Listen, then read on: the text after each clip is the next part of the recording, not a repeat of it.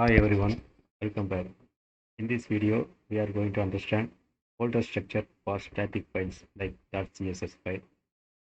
Also, we are going to add new CSS styles to improve the look and feel of our edit display as well as add edit screen.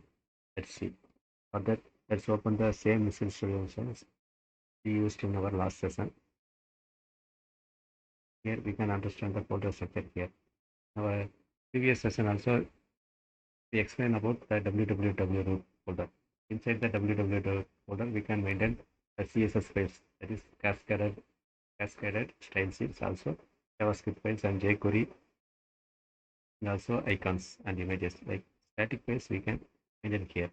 Now we are going to see about CSS files. Already we have some default CSS file, site.css. Creating that CSS is not enough, but we need to link it. How to link it? Whenever our CSS HTML view displayed to the user on that time, use.css HTML trace, we need to use this layout. So this layout is underscore layout. So we can go underscore layout.css HTML. So we are using this layout. This layout will be displayed in all our views. In this layout, we are linking all our CSS file like custom styles.css and site.css and bootstrap main.css. The same way, we are going to create one more CSS to improve the look and feel of our grid and add edit screen. Let's add it. Add new item CSS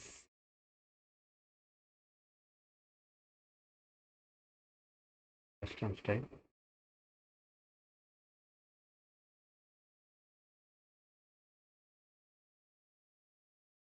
Learning CSS is not intention of this video. So I copied some CSS files and copy this CSS and paste it here. I will explain it to you a little bit about this CSS. We are using table. So for the table we are providing some border. Also we have table header.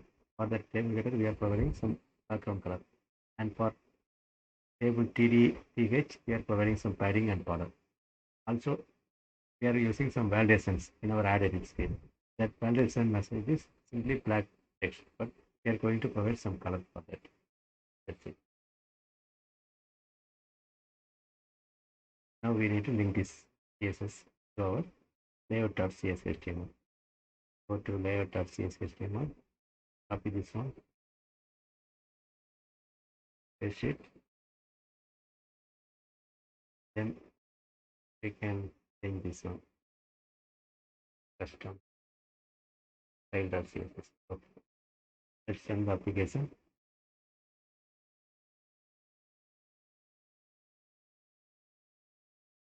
Click on employee manager. Yes, for our grid we are getting some background color. Also we are getting some table border and table TD border and TR border. We have some borders. Go to table employee. Here also we have some style for this button, create employee button. And create employee, some style added for this error messages. Now we simply added a simple CSS file to improve the look of the page. But we can also add some advanced CSS text to improve more look and feel. That is not covered in this video. Before that, I want to tell one more thing. We are displaying the error message for each and every control. Also, it is better approach to display the error message at the top using validation summary. Let's see how to do that.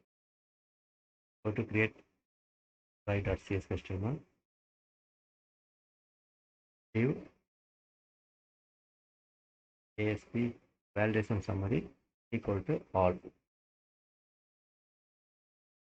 If I provide all, it will summarize all validation message. If I put name, then it will summarize only the error message for name. So I put that all. Okay, let's run the application.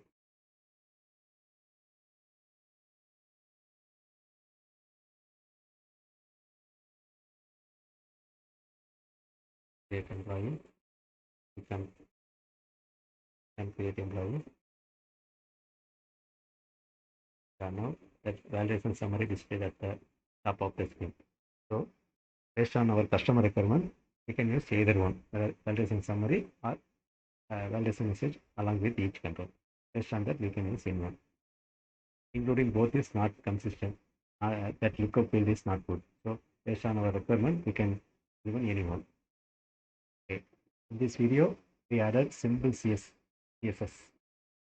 and we improve the look and feel of our game.